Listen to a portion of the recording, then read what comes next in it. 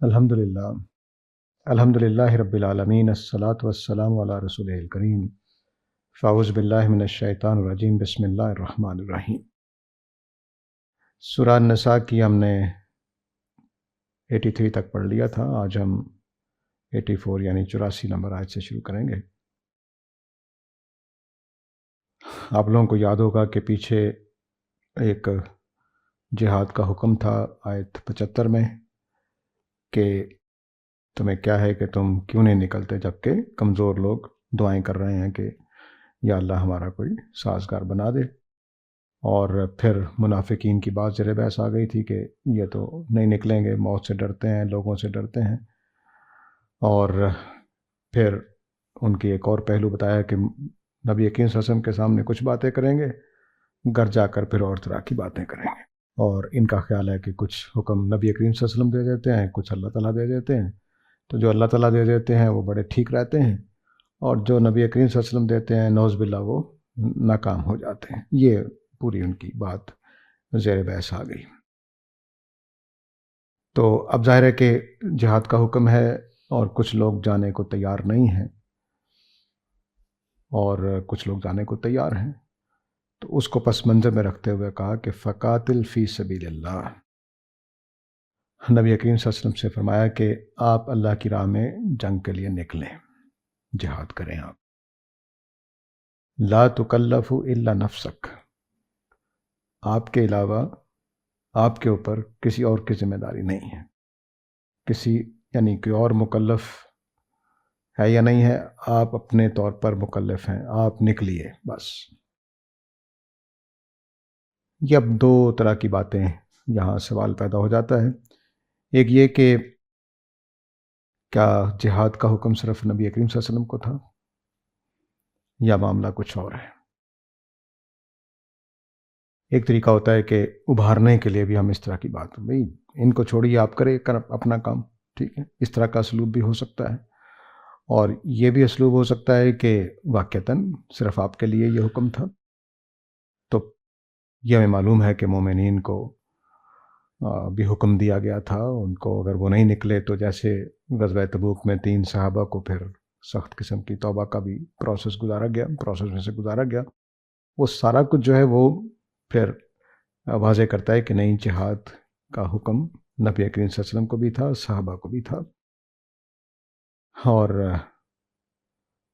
تو اب پھر یہ کیا ہے؟ تو اس کا مطلب یہ ہے کہ یہ وہ مقام ہے جہاں پر تنزن کہا جا رہا ہے کہ جو منافقین تھے ان کے اوپر طنز کرتے ہوئے صرف نبی کریم صلی اللہ علیہ وسلم کہا جا رہا ہے کہ آپ نکلیں، انہوں نے تو نہیں آنا، یہ تو ڈھیلے پڑ گئے ہیں یا بزدل ہو گئے ہیں یا کمزور پڑ گئے ہیں، آپ نکلیں، اور آپ کے اوپر ان کی ذمہ داری نہیں ہے، یہ نہیں آتے تو آپ گناہ گار نہیں ہوں گے، آپ سے میں نہیں پوچھوں گا، مجھے پتہ ہے یہ کیوں نہیں آ رہے۔ تو ایک معنی یہ ہے۔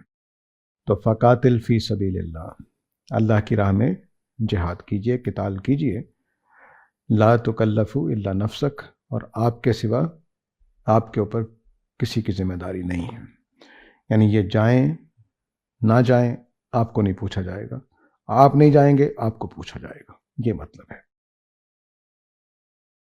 ایک اور ہلکا سا شیڈ اس میں یہ بھی ہے کہ جب آپ جنگ کے لیے نکلیں تو آپ ان کو زبردستی تو نہیں لے جا سکتے، تو اس لیے آپ کے اوپر یہ ذمہ داری نہیں ہے کہ سب کو ہانکیں، اکٹھا کریں، زبردستی کریں، لے کر جائیں۔ جس نے جانا ہے سو اللہ کی مرضی سے چلا جائے گا۔ تو ہلکا سا شیڈ یہ بھی ہے۔ تو گویا 3 باتیں ہو گئیں۔ ایک یہ کہ آپ کی اپنی تو ذمہ داری ہوتی ہے ہر آدمی کی، مثلا مجھے کہا کہ نماز پڑھو تو میں نے پڑھنی ہے، میرے بچے پڑھ رہے ہیں، میرے دوست پڑھ رہے ہیں یا نہیں پڑھ رہے، میں تو کم از کم پڑھوں۔ ایک تو پہلو یہ ہے۔ دوسرا پہلو یہ ہے کہ یہ نہیں اگر جاتے تو میرے اوپر ذمہ داری نہیں ہے، ٹھیک ہے، نماز پڑھنے اگر یہ لوگ نہیں جاتے تو میرے اوپر، تو نبی اکرم صلی اللہ علیہ وسلم کو فرمایا جا رہا ہے کہ یہ اگر جہاد پہ نہیں نکلتے تو آپ کا کوئی قصور نہیں ہے، یہ ان کے کھاتے میں پڑے گا۔ اور تیسری بات یہ ہے کہ آپ ان کو زبردستی تو نہیں لے جا سکتے، زبردستی نہیں لے جا سکتے تو ٹھیک ہے، آپ نے اعلان کر دیا، لوگ جب نکل آئیں گے، نہیں نکلیں گے تو کیا مطلب پکڑے جائیں گے۔ تو لا تکلف الا نفسک وحرض المؤمنین عسى الله ان يكف بأس الذين كفروا، تو آپ مومنین کو ابھاریے، ہو سکتا ہے کہ اللہ تعالیٰ کافروں کی طاقت کو، کافروں کی جنگی جو عزائم ہیں ان کو روک دیں۔ تب فرمایا کہ آپ جہاد کریں، اور آپ کے اوپر کسی اور کی ذمہ داری نہیں ہے، آپ ہی کی ہے بس۔ البتہ مومنین کو آپ ابھاریے، وحرز المومنین، مومنین کو ابھاریے کہ وہ بھی جنگ کے لیے نکلیں۔ یہ بات مزید اس بات میں محکم کر دیتی ہے کہ نبی کریم صلی اللہ علیہ وسلم اپنی ذات کے ذمہ دار تھے اور مومنین کو بس ابھارنا ہے انہوں نے، ٹھیک ہے۔ یہ بھی طنز کا جملہ ہے کہ جو مومن ہوں گے وہ آپ کی بات مان لیں گے، جو نہیں ہوں گے وہ اسے نہیں مانیں گے، ٹھیک ہے۔ تو اس میں بھی یعنی ذمہ داری آپ پہ ڈالی جا رہی ہے، لیکن سنایا ان کو جا رہا ہے۔ تو تینوں باتیں ان کو سنائی جا رہی ہیں، آپ نکلیے، ان کو چھوڑیے، دفع کیجیے، یہ منافقین آپ کی بات نہیں مانیں گے، آپ اپنی ذمہ داری ادا کیجیے، ان کی ذمہ داری آپ کے اوپر نہیں ہے۔ البتہ جو مومنین ہیں ان کو آپ اس پر آمادہ کیجیے، ابھاریے، وہ آپ کے ساتھ نکلیں گے۔ تو یہ 3 ٹکڑوں میں 3 اہم باتیں کر دی گئی ہیں۔ آگے فرمایا کہ اصلی اللہ یکف باس الذین کفروا، تو توقع ہے کہ اللہ تعالیٰ کافروں کی باس کو روک دیں گے۔ باس جو ہے یہ جنگ کی شدت کو کہتے ہیں۔ اب جو یہ فقاتل کی جو آیت تھی، اس کا پیچھے سے اب تعلق میں نے جیسے جوڑا کہ پیچھے جہاد چل رہا تھا تو جہاد کا حکم ہوا، پھر منافقین کی کمزوری سامنے بتائی گئی کہ وہ نہیں نکلیں گے، موت سے ڈرتے ہیں۔ تو اب یہ حکم کیا اس جہاد کے لیے ہے کہ اب آپ مکہ میں موجود کمزوروں کے لیے نکلیں، یا یہ جامع حکم ہے؟ لفظ باس جو ہے وہ اس کو واضح کرتا ہے کہ کافروں کی جنگی جو شدت ہے اس کو کم کرنے کے لیے، ورنہ یہاں فتنہ آنا، اگر وہ ہوتا تو فتنہ آنا چاہیے تھا۔ تو اس کا مطلب ہے کہ دونوں طرح کی باتیں اس میں شامل ہیں، جو پرسیکیوشن ہو رہی تھی مکہ میں مسلمانوں کی وہ بھی اس میں شامل ہے، اور جو وہ جنون کو طاری تھا کہ مدینہ کو صاف کر دیا جائے، نعوذ باللہ نبی کریم صلی اللہ علیہ وسلم کو، صحابہ کو، سب کو مار ڈالا جائے تاکہ یہ مسئلہ ختم ہو جائے، تو اس طرف بھی یہ جا رہی ہے۔ تو گویا پورا جو اس وقت کا ماحول ہے، جو قریش کا جو جذبہ ہے نیگیٹو قسم کا نبی کریم صلی اللہ علیہ وسلم کے خلاف، وہ اور جو پرسیکیوشن مکہ میں کر رہے تھے، ان دونوں کے خلاف یہ بات کہی جا رہی ہے کہ ہو سکتا ہے کہ تم لوگوں کے نکلنے کی وجہ سے اللہ تعالیٰ ان کی طاقت کو، ان کی شدت کو روک دے۔ یہ آیت اس معنی میں بہت واضح ہے کہ اللہ تعالیٰ کی جو اسکیم ہوتی ہے اس میں انسانوں کا ایک کردار ہوتا ہے، اور وہ کردار اگر لوگ اپنی ذمہ داریاں ادا نہ کریں تو وہ کردار ادا نہیں ہوتا۔ تو مثال کے طور پر چوری چکاری، قتل، زنا، ان کے لیے معاشرے کے اوپر ذمہ داری ڈالی ہے اللہ تعالیٰ نے۔ تو اگر معاشرہ یہ ذمہ داری ادا نہیں کرے گا تو یہ لوگ دندناتے پھریں گے، کوئی ان کو روکنے والا نہیں ہوگا۔ تو اللہ تعالیٰ روکتے چیزوں کو اس وقت ہیں جب ہم کچھ اقدام کرتے ہیں، جب ہم اپنی ذمہ داری ادا کرتے ہیں۔ تو اپنی ذمہ داری ہمیں ادا کریں گے تب اللہ تعالیٰ کی طرف سے عنایت آئے گی، کیونکہ یہ دنیا اللہ تعالیٰ نے ہمارے لیے امتحان کے لیے جگہ بنائی ہے۔ تو اس میں وہ چیز نہیں رکھی کہ ہم چاہیں نہ چاہیں، ہم کام کریں نہ کریں اللہ تعالیٰ نے کر دینا ہے، نہیں، ایسا نہیں ہے۔ تو یہ اصلی اللہ یکف باس الذین کفروا جملہ یہ بتا رہا ہے کہ مومن نکلیں گے، نبی کریم صلی اللہ علیہ وسلم نکلیں گے، تو تب اللہ تعالیٰ کافروں کا اس شدت کو روک دیں گے، اس حرکت کو روک دیں گے، وہ جب جنگ کا ان کے اوپر جنون سوار ہے۔ تو یہ ظاہر ہے کہ ساری دنیا ایسی چل رہی ہے۔ وہ معاشرہ اچھا ہوگا جہاں مجرموں کو سزا دی جاتی ہے، وہاں جرائم کم ہو جائیں گے۔ جس معاشرے میں جرائم کی سزا نہیں دی جا رہی وہاں جرائم زیادہ ہو جائیں گے، یا رشوت چلتی ہے یا اس طرح کا کام، تو وہاں پہ جرائم زیادہ ہو جائیں گے۔ یہ فطری سا ایک سسٹم ہے جس کو یہاں بھی اللہ تعالیٰ صحابہ کی زندگی میں اس کی طرف اشارہ فرما رہے ہیں کہ آپ جنگ کیجئے، آپ کی ذمہ داری ہے، آپ نکلیں، باقی کی ذمہ داری آپ کے اوپر نہیں ہے، البتہ اتنا ہے کہ آپ مومنین کو ابھاریں گے۔ اب ظاہر ہے کہ جو جنگ ہے اس کو اللہ تعالیٰ نے دوسری جگہ یوں ہی بیان کیا ہے جہاد کے بارے میں کہ اگر اللہ تعالیٰ ایک قوم کو دوسری قوم سے نہ دھکیلتا رہتا تو گرجے ڈھا دیے جاتے، مسجدیں ڈھا دی جاتی جہاں اللہ کا ذکر ہوتا ہے۔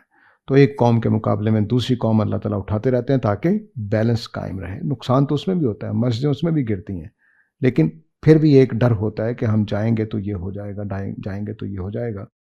تو اس وجہ سے پھر یہ اللہ تعالیٰ ایک دوسرے کو ابھارتے رہتے ہیں، اور یہ بیلنس ہلکا پھلکا قائم رہتا ہے. نقصانات بھی ہوتے رہتے ہیں لیکن عمومی طور پر ایک امن قائم رہتا ہے. سوائے اس کے کہ جب ہم سورہ بنی اسرائیل پہنچیں گے تو وہاں ایک دوسرا پہلو ہے جو اللہ تعالیٰ نے بیان کیا ہے کہ پھر اللہ تعالیٰ جب اس کام پہ آتے ہیں تو اپنی کسی قوم کو جو اس نے چنی ہوتی ہے تو ان پر سخت قسم کا عذاب بھی آ جاتا ہے، ان کی مسجدیں ساری ڈھا دی جاتی ہیں وغیرہ وغیرہ. تو یہ اب صورت ہو گئی کہ نبی کریم صلی اللہ علیہ وسلم کو ان کی جو منافقین کی کمزوری تھی اس کو سامنے رکھتے ہوئے کہا کہ آپ جہاد کے لیے نکلیں، آپ کو کوئی مسئلہ نہیں ہے، آپ کی اپنی ذمہ داری ہے، آپ اپنی ذات کے ذمہ دار ہیں اور کسی کے نہیں ہیں، تو آپ نکلیے. تو مومنین کو بھی ابھاریے تاکہ اللہ تعالیٰ اس کو روک دے. اسی اصول پر مولانا فراہی نے یہ بات کہی کہ خانہ کعبہ کے دفاع کے لیے اللہ تعالیٰ کیوں آئیں گے، کیونکہ کئی دفعہ اس کو گرایا گیا ہے، کئی دفعہ اس کو شہید کیا گیا، کئی دفعہ خود بارشوں اور اس طرح کی چیزوں سے بھی اس کا بلڈنگ خراب ہوئی. تو یہ اللہ تعالیٰ کیوں نہیں آتے اس وقت، واقع فیل میں کیوں آئے؟ تو وہ اس طرح اس اصول سے وہ دلیل پکڑتے ہیں کہ قریش نے کچھ کیا ہے، انہوں نے اپنی ہمت کے مطابق کام کر دیا ہے، تب اللہ تعالیٰ آئے، ورنہ نہیں آنا تھا. تو صحابہ نکلیں گے، مکہ پہ حملہ کریں گے، تبھی معاملہ ہونا ہے، ٹھیک ہے، ورنہ نہیں ہونا ہے. تو وہاں پر بھی انہوں نے کہا کہ واقع فیل میں بھی لازماً قریش نے کوئی کام کیا ہے دفاع کا، جو ان کی ہمت تھی وہ انہوں نے ساری لگا دی ہے، تب اللہ تعالیٰ نے ان کی مدد کی ہے. تو آگے فرمایا کہ واللہ اشد بأسا و اشد تنکیلا، اگر جنگ ہی کی شدت کرنی ہے، پکڑ ہی کی شدت کرنی ہے، تو اللہ تعالیٰ ان سے بڑھ کر باس والا ہے، و اشد تنکیلا، اور اللہ تعالیٰ ان سے بڑھ کر سزا دینے والا ہے. اب یہ دو پہلو ہیں جس کو سمجھنا چاہیے. پیچھے صرف اتنی بات تھی کہ اللہ تعالیٰ چاہتے ہو سکتا ہے کہ اللہ تعالیٰ ان کی باس کو روک دیں، باس کے لفظ پر توجہ دیجیے. آگے فرمایا کہ واللہ اشد بأسا، اس جنگی معاملے میں، جنگ کرنے میں، جنگ کی سختی کرنے میں اللہ ان سے زیادہ سخت ہے کہ جنگ کی کیفیت پیدا کر دے. اس نے فرشتے بھیج دینے، صحابہ کے اندر ایمان کا جذبہ موجود ہے، بس حملہ کر دیا، ہر وقت حملے ہو سکتے ہیں، اس میں کیا مسئلہ؟ اللہ نے حکم دینا ہے، صحابہ نے نکل پڑنا ہے، حکم دینا ہے، صحابہ نے نکل پڑنا ہے، فرشتے ان کی جلو میں ہیں، اور بس معاملہ سخت سے سخت ہوتا جا رہا ہے. اور خود اللہ کی ذات اگر کسی گردن پر اڑنا چاہے تو کوئی مشکل ہی نہیں. اشد باسن، تو پہلا ان کی جو جنگی جنون تھا اس کا جواب دیا کہ اگر اس جنون پہ آؤ گے تو پھر خدا کی طرف سے پکڑ سخت ہو جائے گی. اور دوسرا فرمایا وہ اشد تنکیلا، کہ میں سزا دینے میں بھی ان سے بڑھ کر ہوں. تو سوال پیدا ہوتا ہے کہ وہ کیا سزا دینا چاہتے تھے؟ وہ انتقام لینا چاہتے تھے کہ نبی کریم صلی اللہ علیہ وسلم نے ہمارا دین برباد کر دیا، بت پرستی، ہمارے خداؤں کو برا کہہ دیا، خداؤں کا انکار کر دیا کم از کم. تو یہ جو اس کی وہ سزا دینا چاہتے تھے مسلمانوں کو. تو اللہ نے کہا کہ میں تو گویا قریش کے دو جذبے تھے ان جنگوں کے اندر. ایک یہ کہ ان کے اوپر ایک جنگ کا خوف طاری کیے رکھنا، مسلمانوں پہ حملہ کرنا، یہ جذبہ تھا ان کے اندر، اور دوسرا تھا سزا دینے کا. تو اللہ تعالیٰ نے فرمایا کہ دونوں میں ان سے زیادہ بڑھ کر ہوں. تو اس لیے آپ مومنین کو ابھاریے، ہم جائیں گے تو کامیابی ہماری ہی ہوگی. اب آگے بہت ہی خوبصورت بات ہے جو ایک اصول بھی ہے اور ایک ہدایت بھی ہے، اور اس موقع پر ایک اچھی دلیل بھی ہے. فرمایا من یشفع شفاعتا حسنہ یکن لہ نصیب منہا، جس نے کسی کی شفاعت کی، شفاعت کا مطلب ہوتا ہے کسی کا ساتھ دینا. مثلا میں ایک کام کرنے جا رہا ہوں، آپ میرے ساتھ چل پڑے، تو یہ شفاعت ہوتی ہے. اصل میں ساتھ دینا ہی اس کا مطلب ہوتا ہے، اور اس کا مطلب جوڑا بن جانا بھی ہے، جوٹی دار بن جانا بھی ہے. تو مطلب یہ ہے کہ میں اور آپ مل کر دو ہو گئے، تو ہم زیادہ طاقتور ہو گئے. اسی سے شفع والوتر، وطر طاق کو کہتے ہیں اور شفع جوڑے کو کہتے ہیں. تو دو مل جاتے ہیں تو فرمایا کہ جس نے کسی مسئلے میں، کسی اچھے مسئلے میں کسی کا ساتھ دیا، نیکی میں تعاون کیا، اچھے کاموں میں تعاون کیا، اچھے کاموں میں مل کر کام کر رہے ہیں، یکن لہو نصیبا منہا، تو اس نیکی میں اس کا بھی حصہ ہوگا.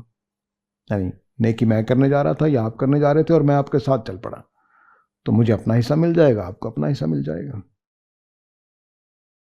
آگے فرمایا وَمَن یشفع شفاعۃ سیئۃ، اور جس نے برے کام میں ساتھ دیا، یکن لہو کفل منہا، تو اس کے لیے اس میں سے حصہ ہو جائے گا.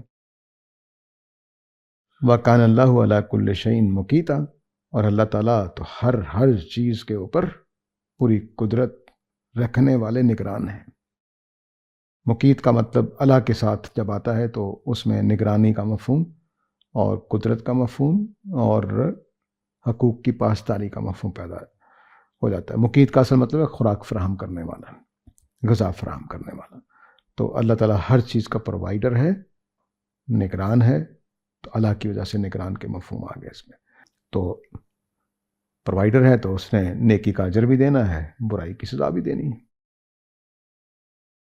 اب یہ بات آئی کیوں ہے یہاں پر؟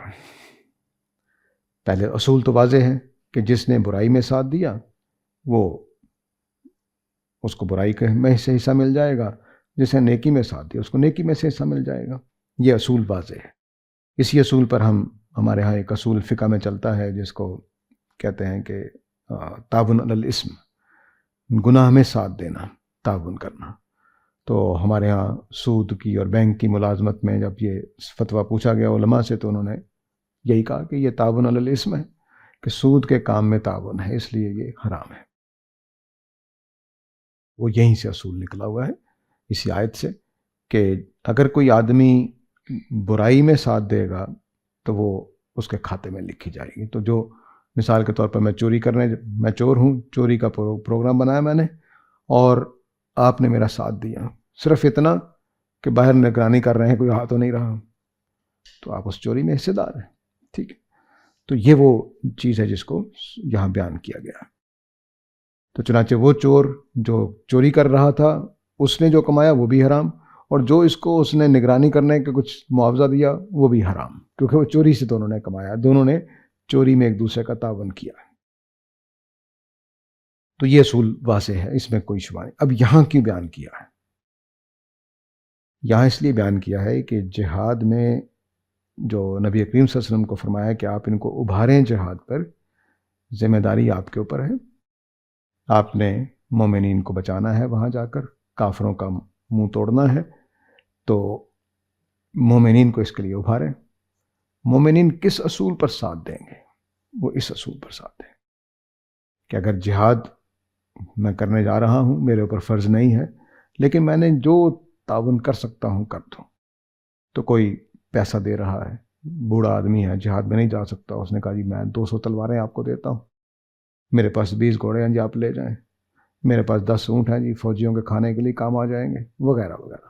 تو یہ جتنا ساتھ دیتے جا رہے ہیں وہ اتنا ثواب ملتا چلا جائے گا.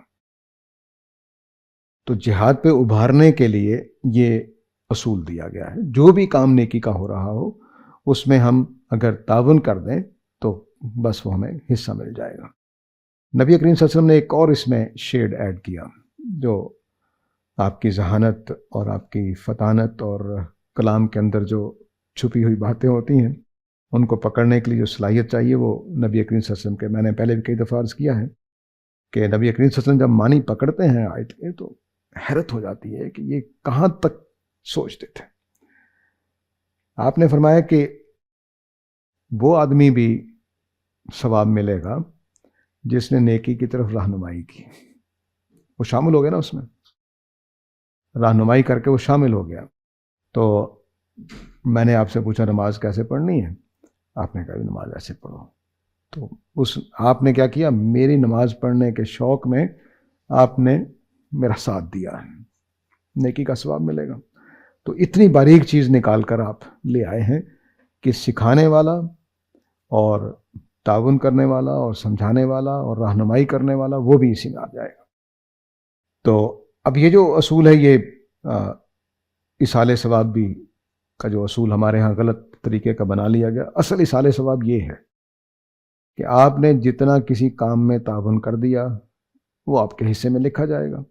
خواہ آپ نے رہنمائی کر کے کر دیا، خواہ ساتھ دے کر دیا، خواہ آپ نے صرف 2-4 روپے دے کر ساتھ دے دیا اس کا، تو جتنا جتنا آپ نے حصہ ڈالا وہ اصال ثواب ہو جائے گا. تو نماز میں نے پڑھی تھی، چونکہ آپ نے مجھے سکھایا تو ثواب آپ کو ہو گیا. تو جب تک میں آپ کے سکھائے ہوئے طریقے پر نماز پڑھتا رہوں گا آپ کو ثواب ملتا رہے گا. اس سے بڑا اصال ثواب اور کیا ہو سکتا ہے؟ اور یہ جاری و ساری، یعنی اس میں کبھی انقطاع نہیں آتا، سوائے اس کے کہ میں نماز پڑھنا چھوڑ دوں، تب اس دن آپ کو ثواب نہیں ملے گا. لیکن جس دن میں نماز پڑھوں گا، چونکہ آپ نے مجھے سکھایا تھا، رہنمائی کی تھی، تو آپ کو ثواب ملے گا. تو یہ بہت بڑی آیت ہے، بہت سارے اس کے اندر سے معنی اور فائدے نکلتے ہیں جن کو سمجھنا، ہماری امت نے بہت ساری چیزیں رائج ہیں اس پہلو سے. تو یہ صدقہ جاریہ اسی میں ہے اور اصال ثواب اسی میں ہے. ہمارا جو اصال ثواب ہم نے بنایا ہے کہ میں نے نیکی کی اور کہا جی کہ فلاں کو مل جائے، وہ نہیں ملتی، اس کا کوئی ثبوت نہیں ہے قرآن و سنت میں. آپ اپنے لیے بھی نیکی ضائع کر دی، اس کے لیے بھی ضائع کر دی، کیونکہ آپ اپنے لیے نیت آپ کی اپنے لیے نہیں تھی، اس کے لیے تھی. اس کو ملنی کوئی نہیں ہے، کیونکہ اس نے تو اس کا کوئی حصہ نہیں ہے، اس میں شامل نہیں ہے وہ. اور میں نے پہلے بھی کئی دفعہ عرض کیا ہے کہ کسی بھی عمل کو قبول ہونے کے لیے، اللہ کے ہاں قبول ہونے کے لیے 3 شرطیں ہیں. آپ کی نیت، انما الاعمال بالنیات، ٹھیک ہے. آپ کا تقوی، قرآن کہتا ہے کہ مجھے تمہارا گوشت اور بوٹیاں اور خون نہیں پہنچتا، تمہارا تقوی پہنچتا ہے، ٹھیک ہے. اور آپ کا عمل صحیح طریقے پر. یہ 3 چیزیں جب ہوں گی تو عمل قبول ہوگا. میرا عمل میرے لیے 3 شرطوں پر پورا ہوتا ہے. میری نیت، میرا تقوی، میرا صحیح عمل جو میں نے صحیح طریقے سے کیا. اگر مثلا میں نے وضو کے بغیر نماز پڑھ لی، قبول نہیں ہوگی، کیونکہ نماز کا طریقہ خراب کر دیا میں نے تقوی کے ساتھ نماز نہیں پڑھی، والد صاحب نے کہا تھا، مجبوراً کھڑا ہو گیا، نماز قبول نہیں ہوگی. میری نیت تھی کہ کوئی لوگ مجھے نمازی کہیں، مجھے ووٹ دیں گے، مجھے کوئی فائدہ ہو جائے گا، ٹھیک ہے. یہ 3 شرطیں میرے اپنے عمل کے لیے ہوں گی، تب مجھے ثواب ملے گا. تو یہ میرے عمل میں یہ 3 چیزیں دوسرے کی تو ہوتی نہیں ہیں. نہ اس کی نیت ہوتی ہے، نہ اس کا تقوی اس میں شامل ہوتا ہے، نہ اس نے عمل کیا ہوتا ہے. عمل کے لیے قرآن کا صحیح لفظ ہے صحیح. لیس للانسان الا ما سعی، انسان کو وہی ملے گا جس کی اس نے کوشش کی، ٹھیک ہے. تو یہ 3 چیزیں ہیں، نیت، تقوی، صحیح. اگر یہ 3 چیزیں نہیں ہوئیں تو میرے لیے بھی 3 میں سے کوئی ایک کم ہو جائے، کوئی ایک، تو میرے لیے بھی اس کا اجر نہیں ہے، چاہے جائے کہ دوسرے کو جائے. تو دوسروں کو تو تب ملے گا جب وہ انہی 3 طرح سے اس میں شامل ہو، تبھی ملے گا. تو اس لیے اصال ثواب جو ہے وہ 3 شرائط پر مجھے بھی ثواب اس وقت پہنچے گا جب میں اپنے عمل میں یہ 3 شرطیں پوری کروں گا. تو دوسرے کے لیے پہنچانا تو اور زیادہ مشکل کام ہو جائے گا، کیونکہ نہ مثال کے طور پر میں اپنے دادا کے لیے قربانی کروں، میرے دادا کا نہ اس میں نیت ہے جو میں آج قربانی کر رہا ہوں، نہ ان کا تقوی اس میں شامل ہے. عین ممکن ہے کہ اللہ تعالیٰ انہیں غریق رحمت کرے کہ وہ ساری زندگی مقابلے کے لیے قربانیاں کیا کرتے تھے، مجھے کیا پتا، ٹھیک ہے. ان کی تقوی شامل نہیں ہوا اور انہوں نے عمل بھی نہیں کیا. تو یہ وہ 3 دین کے اصول، مانے ہوئے اصول ہیں. یہ کوئی میں نئی بات نہیں کر رہا، صرف اکٹھے کر کے بیان کر رہا ہوں اصال ثواب کے لحاظ سے. یہ مانے ہوئے اصول ہیں. انما الاعمال بالنیات بچہ جانتا ہے. قرآن کہتا ہے تقوی کی وجہ سے عمل قبول ہوتا ہے. قرآن کہتا ہے کہ صحیح جیسی کرو گے ویسا میں اجر دے دوں گا. تو یہ 3 کام، اس کے بغیر کوئی عمل ثواب نہیں پاتا کرنے والے کے لیے بھی. تو جس نے نہیں کیا، صرف اس کو پہنچانا ہے، تو اس کے لیے تو اور بھی چیزیں چاہیے ہوں گی. البتہ اس نے ساتھ دیا ہوا ہے، اس نے کسی بھی پہلو رہنمائی کی ہے، تعاون کیا ہے، وضو کرا دیا مجھے، تو میری نماز کے میں وضو کرانے کا ثواب اس کو مل جائے گا، ٹھیک ہے. تو یہ وہ اصول ہے. تو یہاں جہاد کے لیے بھی اسی اصول کو اللہ تعالیٰ نے استعمال کر دیا کہ نبی اکرم صلی اللہ علیہ وسلم کی ذمہ داری ہے جو ساتھ جائیں گے وہ رسول کا ساتھ دیں گے تو جیسا جیسا ساتھ دیں گے ویسا ویسا ان کو حصہ مل جائے گا۔ اور جہاں پہ دیکھیے دو لفظوں کا فرق بھی کیا ہے، نصیب اور کفل۔ کفل میں ذرا مانی تو حصے کے ہی ہیں، لیکن یہ ذرا اس طرح کی بات ہوتی ہے کہ اس کے ذمے بھی کوئی چیز پڑ جائے گی تو تھوڑا سا نیگیٹو سینس ہوتی ہے۔ تو یوں سمجھیے کہ ترجمہ یوں ہونا چاہیے کہ جو نیکی میں ساتھ دیں گے ان کو نیکی میں سے نصیب مل جائے گا، حصہ مل جائے گا، اور جو برائی کا ساتھ دیں گے ان کے ذمے بھی کچھ پڑ جائے گا، برائی وہ جو ہے اس طرح کا مفہوم ہو جائے گا۔ تو اس اصول کو یاد رکھنا چاہیے، بڑا اہم اصول ہے دین کا، اور یہاں جہاد کے لحاظ سے تو اب کوئی اگر نبی کریم صلی اللہ علیہ وسلم جب نکلیں گے تو صحابہ کو دوہرا اجر مل رہا ہے، ایک رسول کا ساتھ دینے کا، ایک جہاد میں شامل ہونے کا۔ تو جس نے نیک کام میں ساتھ دیا، جوڑی دار بنا، اس کے لیے اس کا حصہ ہو جائے گا نیکی کا، اور جو برائی کے لیے جوٹی دار بنا اس میں برائی کا اس کے لیے ذمہ آ جائے گی، اس کے کھاتے میں لکھ دی جائے گی، اور اللہ تعالیٰ ہر چیز پر مقیت ہے۔ اب مقیت کو بھی سمجھ لیجئے، تھوڑا میں نے پہلے بیان کر دیا کہ اب جس نے مثال کے طور پر ابھی ہم بات کر رہے تھے کہ آپ نے مجھے نماز سکھائی، تو سکھانے میں جو آپ کا حق بنتا ہے وہ دینا چاہیے، تو مقیت دے گا۔ اگر اللہ تعالیٰ مقیت نہ ہو تو نہیں دیں گے، کوئی مسئلہ نہیں، اگنور کر دیا، بھول گئے، نہیں۔ تو اللہ تعالیٰ فرمانے ہیں کہ جس کی جو کام کر دیا ہے تو میرے اوپر ان کی حقوق کی ذمہ داری ہے، میں لازماً پورے کروں گا۔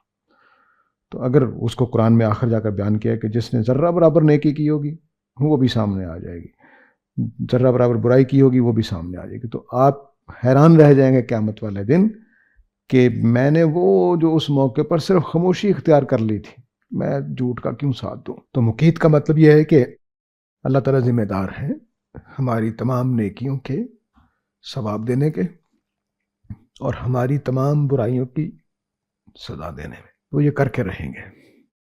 جتنا جتنا جس کا حق ہے اتنا اتنا اس کے کھاتے میں لکھ دیا جائے گا اور اس کو بھگتنا پڑے گا۔ تو یہ ظاہر ہے کہ خدا کے اس بے لاگ فیصلے کی طرف جو قیامت والے دن ظاہر ہونا ہے اس کی وضاحت ہے۔ قیامت کا دن جو ہے وہ بہت ہی خطرناک دن ہے، اس سے ڈرنا چاہیے، کیونکہ اس میں کسی کا لحاظ نہیں ہونا ہے، کوئی اللہ کا قریبی نہیں ہے، کوئی دور نہیں ہے، سارے کے سارے اللہ کی مخلوق ہیں۔ جو محبت اللہ تعالیٰ کو کسی جانور سے ہے وہی آپ کے ساتھ ہے، تو اس محبت کو زیادہ بڑھانے کے لیے ضروری ہے کہ آپ اللہ کے فرما بردار بن جائیں۔ اور یہ یاد رکھیے کہ جو صرف نبیوں کو بہت اونچا مقام نہیں ملنا ہے۔ سورہ جو ہے مریم اور سورہ آل عمران میں حضرت مریم کے لیے اللہ تعالیٰ نے کچھ الفاظ بولے ہیں، صدقت بکلمات ربک، انہوں نے اپنے رب کے کلمات کو پورا کر دکھایا، اور آگے ہے اس کے احکام کو بھی پورا کر دکھایا، یعنی اللہ نے جو شریعت دی تھی وہ بھی پوری کر دی، جو اللہ نے ان سے کوئی باتیں کہیں وہ بھی پوری کر دی۔ تو یہ غالباً سورہ حدید میں۔ تو اب یہ جو کام حضرت سیدہ مریم جو ہے ان کو اللہ نے یہ بھی کہا ہے کہ صدیقہ، میں نے پچھلی دفعہ بھی ان کا ذکر کیا تھا، صدیقین جب آیت آئی تھی، تو صدیق ہونا ایک غیر نبی خاتون کا نامساعد حالات ہیں۔ والدہ نے ایک نظر مان دی ہے، نظر مان کے وہ معبد میں چھوڑ گئی ہیں، سینگاگ کہہ لیجئے، اس میں چھوڑ گئی ہیں۔ حضرت زکریہ ان کو مل گئے ہیں، اور حضرت زکریہ ان سے پریشان ہو رہے ہیں کہ یہ کیا چیز ہے میرے پاس آ گئی ہے۔ وہ ان کو دیکھ کے اپنے لیے بیٹے کی دعا کرتے ہیں کہ مجھے بھی اس طرح کی اولاد عطا کر۔ تو اب یہ جو کمال ہے یہ میں آپ بھی حاصل کر سکتے ہیں، ایسا کوئی مشکل نہیں ہے، صرف ہمیں صدیق بننا پڑے گا کہ اللہ کی باتیں پوری کرتے چلے جائیں، اللہ کی باتیں پوری کرتے چلے جائیں۔ یہاں مسئلہ یہی زیر بحث ہے کہ منافقت کر کے کیا کرنا ہے، منافقت کر کے کیا مل جائے گا۔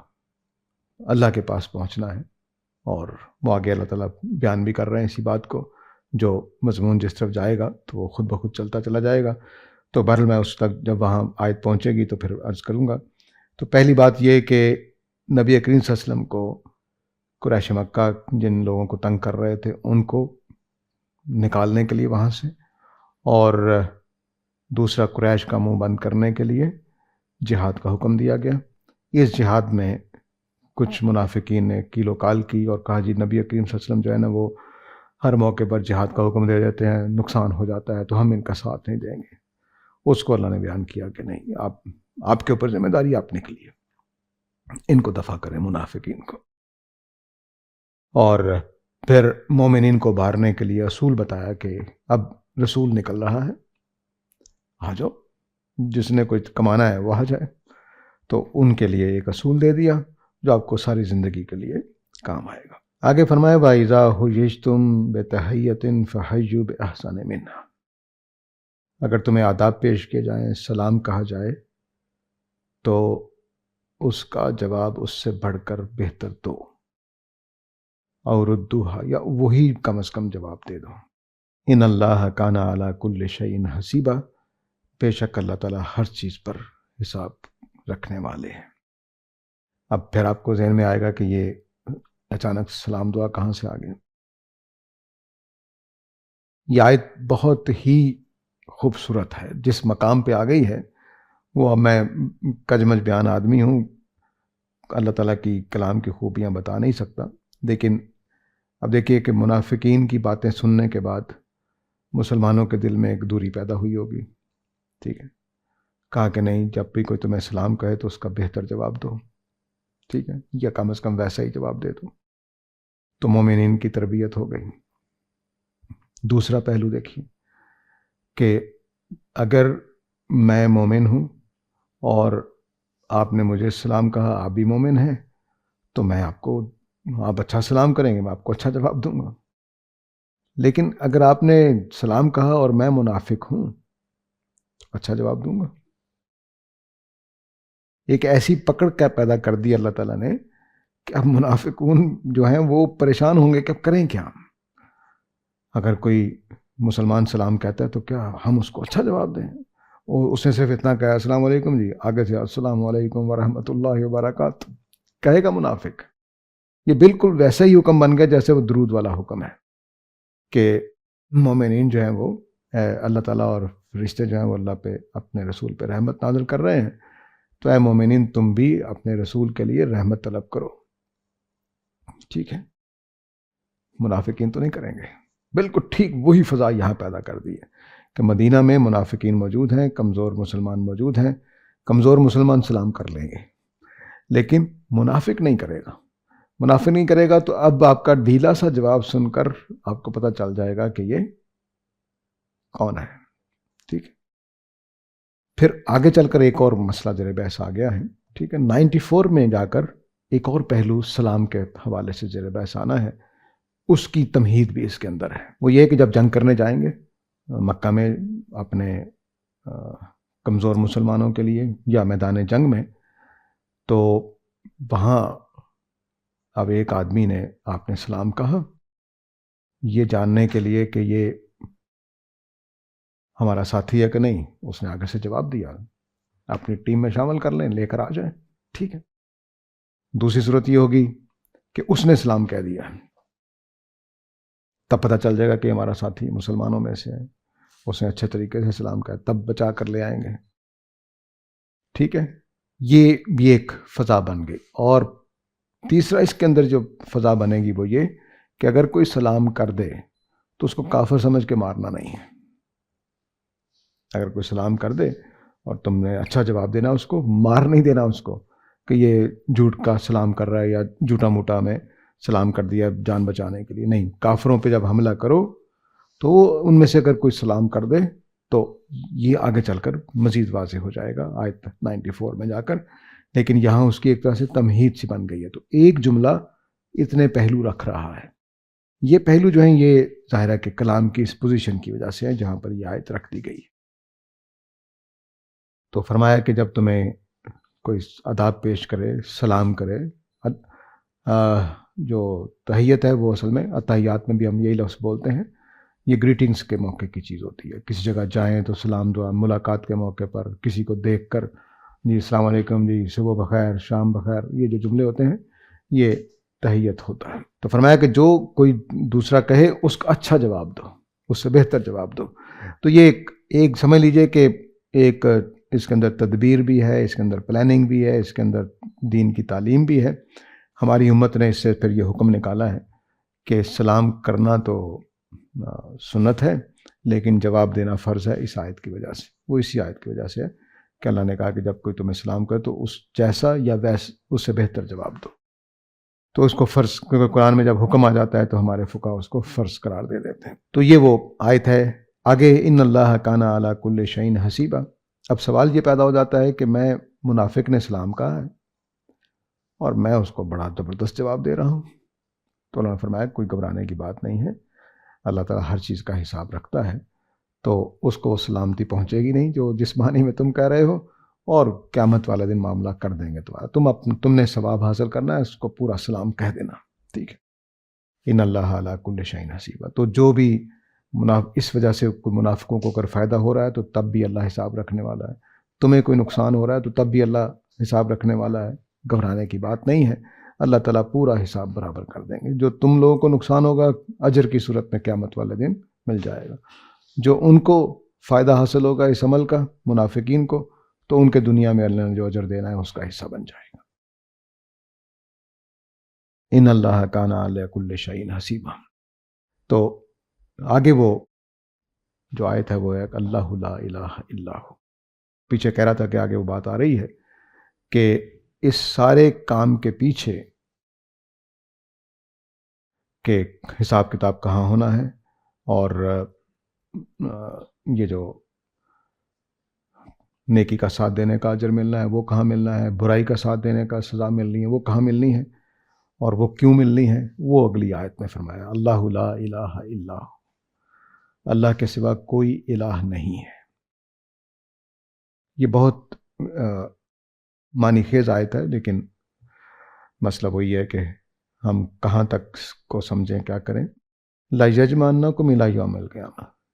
اللہ کے سوا کوئی الہ نہیں ہے تو وہ قیامت کے دن تمہیں اکٹھا کرے گا. لا ریب فی. قیامت کے آنے میں کوئی شبہ نہیں ہے. ومن اصدق من اللہ حدیثا. ذرا بتاؤ کہ اللہ سے زیادہ سچ بولنے والا کون ہے. تو ایک ایک جملہ بہت اہم ہے. صرف اللہ ہی الہ ہے تو قیامت والے دن اکٹھا کریں گے. توحید اور قیامت والے دن اکٹھا کرنے کا نتیجہ کیا نکلے گا کہ کوئی اور ہاتھ نہیں روک سکے گا، کسی اور کا فیصلہ نہیں چلے گا، صرف اسی کا چلے گا. الہ اور قیامت کو اکٹھا کرنے کا کیا مطلب ہے کہ الہ حق رکھتا ہے، چاہے اٹھا کر پھینک دے، چاہے جزا دے چاہے سزا دے، اس کا حق ہے. میں اس کی مثال دیا کرتا ہوں پینٹر سے اور پینٹنگ سے، اس کی کہ ایک پینٹر کوئی پینٹنگ بناتا ہے تو وہ سارے حق رکھتا ہے، چاہے تو اپنی دیوار پہ لگا دے، چاہے بیچ دے، چاہے سردیوں میں آگ جلا کر تاپ لے، حق رکھتا ہے. ٹھیک یہی حق خدا کو ہمارے اوپر حاصل ہے، الہ کو ہمارے اوپر حاصل ہے. تو فرمایا کہ میں الہ ہوں، اکٹھا کروں گا، کون روک سکتا ہے مجھے. میں الہ ہوں، اکیلا میں ہی فیصلے کروں گا، کیونکہ اور کوئی الہ نہیں ہے. تو میرا ہی حق ہے تمہارے اوپر، اور کسی کا حق نہیں ہے. اور جب کوئی الہ نہیں ہے تو میرا ہاتھ بھی نہیں روک سکے گا. تو یہ وہ ساری باتیں اس کے اندر اکٹھی کر دی ہیں. قرآن مجید کا طریقہ یہی ہے کہ وہ دو باتیں جوڑ دیتا ہے اور ہمارے اوپر چھوڑ دیتا ہے کہ اب اس کے اندر سے حکمت نکالو. میں اس کی مثال جنگل سے دیا کرتا ہوں. اللہ نے پودے، جھاڑیاں، گھاس پھوس، کیڑے مکوڑے، جانور سب ایک جگہ اکٹھے کر دیے ہیں. اب حکمت تلاش کرو کہ ایکو سسٹم کیا ہے، ڈکے کا سسٹم کیا ہے، پتہ نہیں کیا کیا کچھ، آکسیجن کا، سانس لینے کا، اتنی چیزیں اکٹھی ہو جاتی ہیں ایک جنگل میں کہ آدمی حیران رہ جاتا ہے. ٹھیک ایسا ہی یہاں کیا اللہ تعالیٰ نے. اور دیکھیے کہ پچھلی آیتوں سے کیا جوڑا ہے کہ دیکھو تم نے جو یہ کام کرنے ہیں اور میں نے تمہیں جو نیکی کا ساتھ دینا ہے، یہ کرنا ہے، جہاد کے نکلنا ہے، تو اس کا میں نے قیامت والے دن تمہارے ساتھ معاملہ کرنا ہے. کیا خوبصورت مضمون جوڑا ہے. اور پھر جو اس آیت میں جو چیزیں اکٹھی کر دی ہیں وہ بھی دیکھ لیجئے تو ایک ہو تو میں نے واضح کر دیا کہ قیامت اور الہ کے کیا تعلق ہیں. پھر فرمایا لا ریب فیہ، اللہ تعالیٰ اکیلے الہ ہیں، لازماً قیامت والے دن تمہیں اکٹھا کریں گے، اور قیامت کے آنے میں اکٹھا کرنے میں کوئی شبہ نہیں ہے. یعنی یہ حتمی فیصلہ ہے. کوئی یہ خیال نہ کرے کہ اللہ تعالیٰ کو بھول جائے گا یا اللہ تعالیٰ کی رائے تبدیل ہو جائے. بادشاہ سلامت ہے نا، موڈ آیا تو کر لیا، نہیں موڈ آیا تو نہیں کیا. نہیں، فرمایا لا ریب فیہ، میں الہ ہوں اور یہ پکا فیصلہ میں نے کیا ہوا ہے. اور آگے فرمایا ومن اصدق من اللہ حدیثا، بات کرنے میں اللہ سے بڑھ کر سچا کون ہو سکتا ہے؟ ہم سچ کیوں نہیں بولتے؟ کوئی ڈر ہوگا، کوئی خوف ہوگا، کسی کا لحاظ ہوگا، والد صاحب کیا کریں، اب بےزتی ہو جائے گی، نہیں کیا، جھوٹ بول دیا، سچ نہیں بولا. والد صاحب نے قبضہ کر رکھا ہے زمینوں پہ، ان کو نقصان ہو جائے گا، وہ مجھے آگ نہ کر دیں، مجھ سے مال نہ چھین لیں. یہ سارے خوف ہوتے ہیں. اللہ کو کیا خوف ہے؟ کوئی خوف نہیں. پھر اللہ جھوٹ بولے گا کیوں؟ کوئی وجہ نہیں ہے. اللہ تعالیٰ عادل ہے، رحمان ہے، رحیم ہے، صادق ہے. تو اصدق من اللہ حدیثا، یعنی اللہ تعالیٰ نے یہ جو بات بتا رہے ہیں کہ قیامت ہونی ہے اور میں اکیلا الہ ہوں، تو بھگتنے کے لیے تیار ہو جاؤ. اور یہ میں بات کر رہا ہوں، مجھ سے سچی بات بڑھ کر سچی بات کون کر سکتا؟ تو اتنی تاکید کر دی ہے اس جملے میں، اور توحید اور قیامت کو اور ہمارے یہ ساری کرتوتیں جو پیچھے بیان ہوئی ہیں منافقین کی، ان سب کے بعد یہ زبردست مقام پہ رکھ کے بتا دیا، گویا تنبیہ ہو گئی، تذکیر ہو گئی کہ اکیلے خدا کی وجہ سے تمہیں انہی اصولوں کے تحت معاملہ کرنا پڑے گا جو اس الہ نے قائم کر رکھے ہیں. تمہارے اپنے اصول، تمہاری اپنی خواہشیں پوری نہیں ہونی ہیں. یہاں روک لیتے ہیں جی. وآخر دعوانا الحمدللہ رب العالمین.